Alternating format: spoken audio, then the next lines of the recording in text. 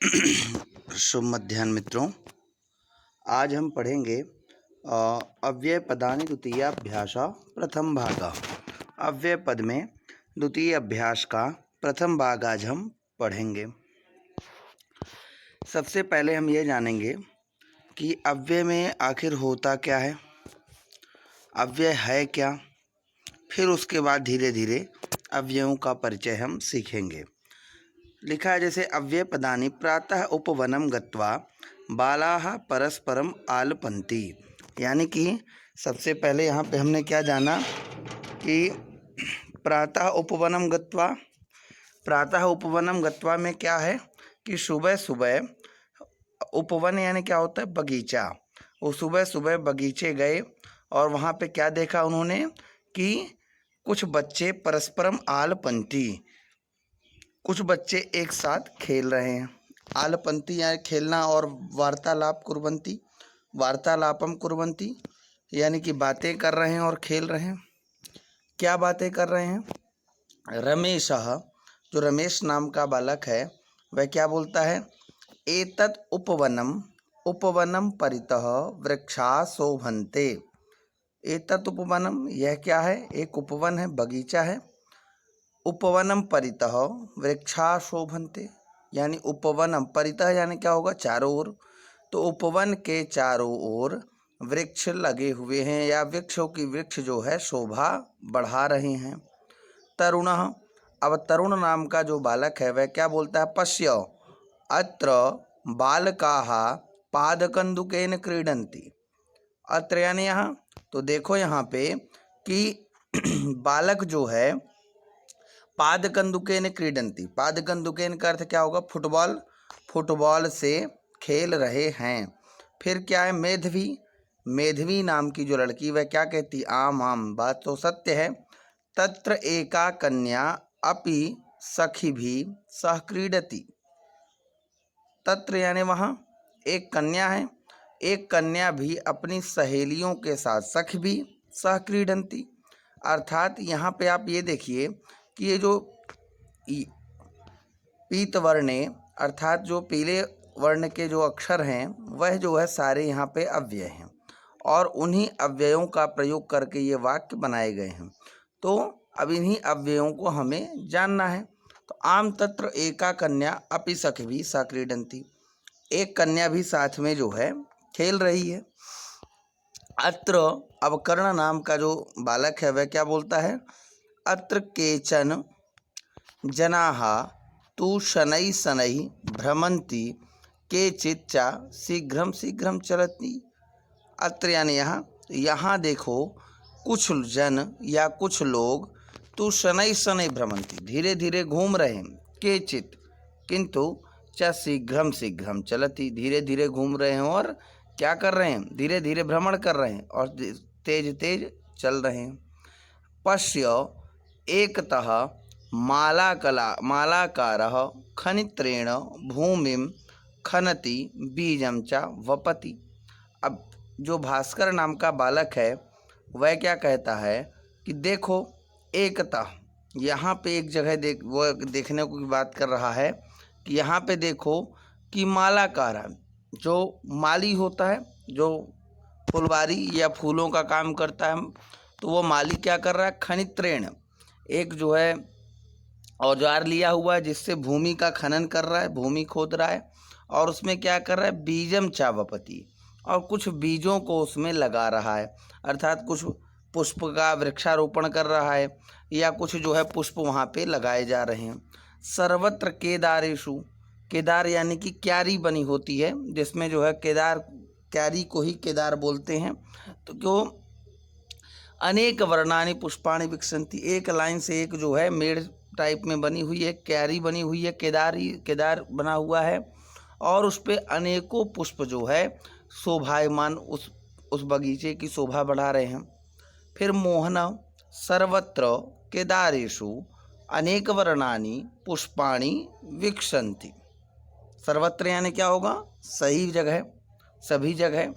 सर्वत्र केदारेषु अनेक वर्णानि पुष्पाणि विकसन्ति, यानी सभी क्यारियों में अनेकों प्रकार के अनेकों वर्णों के पुष्प जो है विकसित हो रहे हैं। मनीषा, अब मनीषा वदति, मनीषा किं वदति, पुष्पैः सह कंटकानि अपि भवन्ति। पुष्पैः सह कंटकानि अपि भवति। कंटक यानी क्या होता है, कांटा। तो पुष्पों के साथ साथ क्या है, कांटा भी है। तो सह भी अव्यय, अपि भी अव्यय। पुष्पैः सह कंटकानि अपि भवन्ति तथापि तानि सदा प्रसन्नचित्तानि एव। अब क्या कह रही है मनीषा कि पुष्पों के साथ कांटे भी रहते हैं, फिर भी पुष्प हमेशा क्या रहते हैं, प्रसन्न चित्त रहते हैं। रमेशा वदति वयम अपि पुष्पाणि इव सदा प्रसन्ना भवेम, कि हम लोग सभी पुष्पों को हमेशा किस रूप में देखते हैं, प्रसन्न रूप में देखते हैं। अब आगे क्या कह रहा है कि एतत् उपवनम, अब जो है ऊपर वाले पैराग्राफ का ही हमें क्या करना है, जितना भी हमने इसमें पढ़ा उन सभी से अव्यय सूचक वाक्यों को, शब्दों को हमें छांट करके अलग करना है। तो रमेशा एतत् उपवनम, उपवनम परितः वृक्षा शोभन्ते, अस्मिन् वाक्ये कः अव्ययः, तो अस्मिन् वाक्ये परितः अव्ययः। पश्य अत्र बालकाः पादकुण्डकेन क्रीडन्ति, अस्मिन् वाक्ये का अव्ययः, अत्र अव्ययः। मेधावी आम तत्र एका कन्या अपि सखीभिः सा क्रीडति, अस्मिन् वाक्ये का अव्ययः, आम तत्र तथा च अपि अस्मिन् शब्दे अव्ययः, अव्ययसूचक अव्ययः। अत्र केचन जनाः तु शनैः शनैः भ्रमन्ति, केचित् च शीघ्रं शीघ्रं चलन्ति, अस्मिन् वाक्ये का अव्ययः, शनैः शनैः तथा च तथा शीघ्रं शीघ्रं। पश्य एकतः मालाकारः खनित्रेण भूमिं खनति बीजं च वपति, अस्मिन् वाक्ये का अव्ययः, एकता तथा च अव्ययः। सर्वत्र केदारेषु अनेकवर्णानि पुष्पाणि विकसन्ति, अस्मिन् वाक्ये का अव्ययः, सर्वत्र अव्ययः। पुष्पैः सह कंटकानि अपि भवन्ति तथापि तानि सदा प्रसन्नचित्तानि एव, अस्मिन् वाक्ये का अव्ययः। इस वाक्य में कौन कौन से अव्यय हैं, तो अस्मिन् वाक्ये सह तथा अपि तथापि सदा च एव अव्ययः। वयम अपि पुष्पाणि इव सदा प्रसन्ना भवेम, अस्मिन् वाक्ये का अव्ययः, अपि पुष्पाणि इव अव्ययः।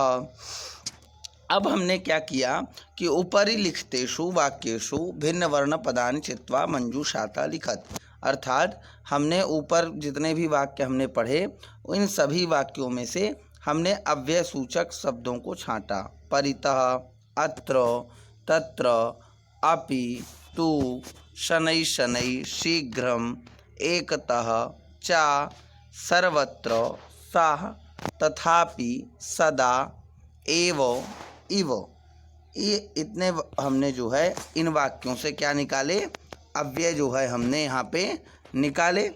अब जो है अव्यय के बाद अब हम आगे देखेंगे। अब आगे हमें क्या देखना है कि अव्ययम नाम किम। हमने पहले अव्यय का परिचय जाना, अब देखेंगे कि आखिर अव्यय होता क्या है, कैसे इनको समझा जाए। तो अव्यय क्या होते हैं, आज यस्मिन् पदे लिंगम विभक्ति वचन कारणात् परिवर्तनम न भवति, यत् पदम सदा एकेन एव रूपेण तिष्ठति तत् नाम अव्ययम। क्या हमने जाना कि यस्मिन् पदे, जिस पद में लिंग विभक्ति वचन के कारणों से, लिंग विभक्ति या वचन के कारणों से परिवर्तन नहीं होता, उन्हीं शब्दों को जो सदा एक ही रूप में रहते हैं, वह किसी भी कारणवश परिवर्तित ना हो, वह क्या कहलाते हैं, अव्ययम। ना व्ययति इति अव्ययम, जिसका कभी व्यय ना हो, जो कभी खर्च ही ना हो सके, जो कभी परिवर्तित ना हो, वही क्या है, अव्यय है। शब्दानाम रूपाणि त्रिषु, शब्द के 3 रूप होते हैं, कौन कौन से, लिंगेषु त्रिषु, तीनों लिंगों में, वचनेषु, वचनों में, सप्तषु विभक्तिषु, 7 विभक्तियों में। सोचिए इन तीनों में भी जो परिवर्तित ना हो वही क्या है, अव्यय है।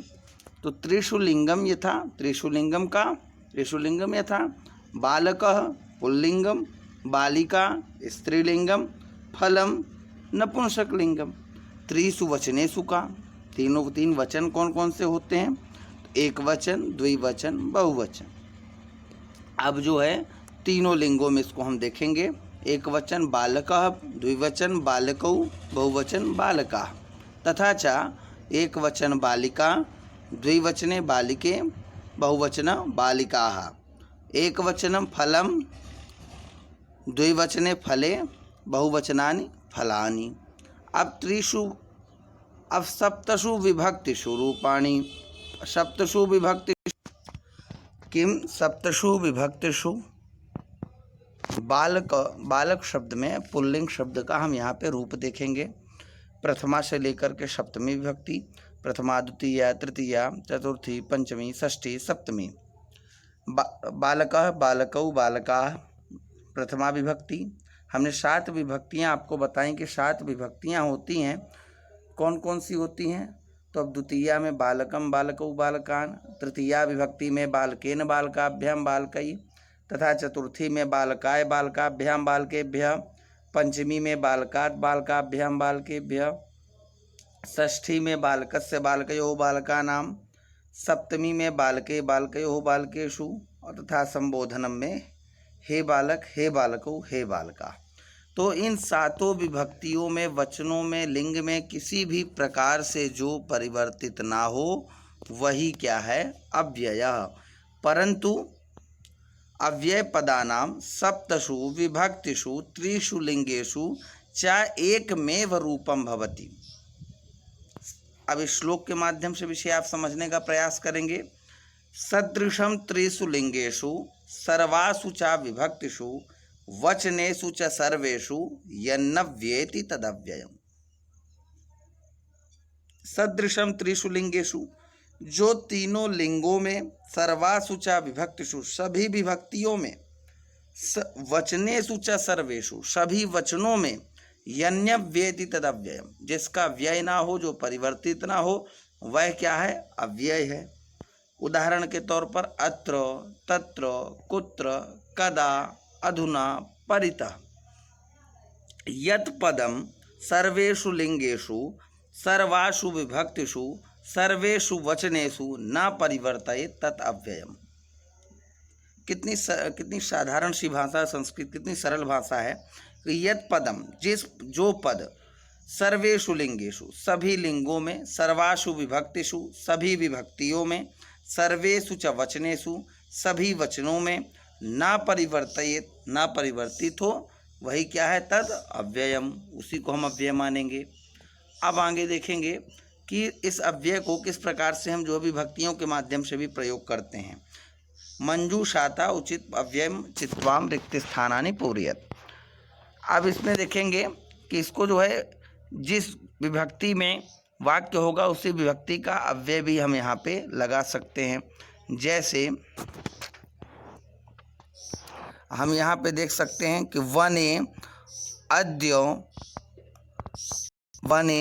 अद्य पशु महोत्सव अस्ति। वन में आज क्या है, पशु महोत्सव है।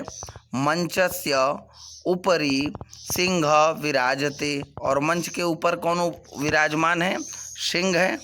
फिर आकाशे मेघा सन्ति, और इसी प्रकार से मेघान दृष्ट्वा मयूरः वृक्षाणाम नृत्यन्ति। अब इसमें देखिएगा सारे फिल इन द ब्लैंक्स है, और ये जितने भी फिल इन द ब्लैंक्स आपको दिख रहे हैं, जितने भी रिक्त स्थान आपको दिखाई दे रहा है, इन सभी रिक्त स्थानों में हमें क्या करना है, एक एक अव्यय भरना है। किस हिसाब से लगाना है वो हमें समझने की ज़रूरत है। तो पशवः भ्रमन्ति, अब देखेंगे सबसे पहला क्या है, आकाशे मेघा सन्ति।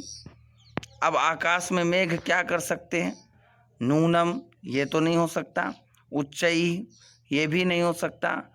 तो आकाश में मेघ किस प्रकार से क्या करेंगे उसको आप देखेंगे। तो सबसे पहले अब यहाँ पे कौन सा अव्यय प्रयोग होगा, इस वाक्य में कौन सा अव्यय आपका प्रयोग होगा, उसको हमें समझने की आवश्यकता है। तो देखेंगे यहाँ पे, तो आकाशे सर्वत्र मेघा सन्ति, क्या होगा यहाँ पे, आकाशे सर्वत्र मेघा सन्ति। फिर मेघान दृष्ट्वा मयूरः वृक्षाणाम, क्या होगा, वृक्षाणाम अधः नृत्यन्ति, वृक्षों के नीचे नाचेगा। पशवः भ्रमन्ति, है ना। अब इस तरह से ये जितने भी फिल इन द ब्लैंक्स हैं, हमें इनको क्या करना है, समझने की ज़रूरत है। अत्र किम अव्ययम भवितुम अर्हति, अब बताइए कि इस वाक्य में कौन सा अव्यय होगा। आकाशे सर्वत्र मेघा सन्ति, आकाशे अपि मेघा सन्ति, ये भी नहीं हो सकता। आकाश में भी मेघ है, ये वाक्य भी शुद्ध है। आकाशे इतस्ततः मेघा सन्ति, आकाशे अद्य मेघा सन्ति, कि कौन सा सही होगा, तो आकाशे सर्वत्र मेघा सन्ति। अब जो है इसी प्रकार से आगे और भी देखेंगे पूरा वाक्य कि वने अद्य पशु महोत्सवा अस्ति, मंचस्य ऊपरी सिंहा विराजते, जो जंगल का राजा है वह जो है मंच में सबसे ऊपर विराजमान है। आकाशे सर्वत्र मेघा सन्ति, आकाश में सभी जगह क्या है, मेघ है।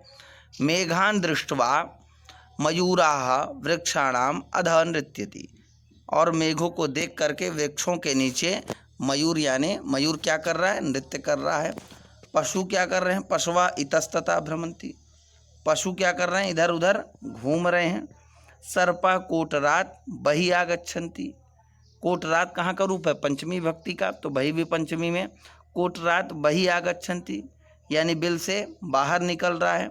सर्पात भीता पशवा कोलाहलम कुर्वन्ति, कोलाहलम श्रुत्वा सिंहई उच्चैः गर्जति, और जब जानवरों का शोर सुन करके क्या कर रहा है, शेर ऊंचे ऊंचे स्वर में और तेज तेज गर्जना कर रहा है।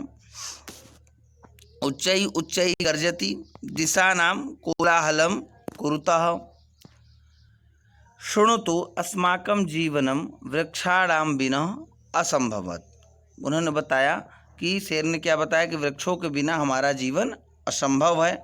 वृक्षा फलानि छाया दत्वा च सर्वत्र आसमानम कुर्वन्ति, सामान्य रूप से वह क्या करता है, वृक्ष हमें जो हमारा रक्षण करता है, हमें फल और छाया देता है। इस प्रकार से हमने यहाँ पे प्रथम अभ्यास में अव्यय को पहचाना। इसके बाद हम क्या करेंगे कि द्वितीय अभ्यास जब इसका हम देखेंगे तो दूसरे अभ्यास में हम इसको और भी सुचारू रूप से समझने का प्रयास करेंगे। धन्यवाद।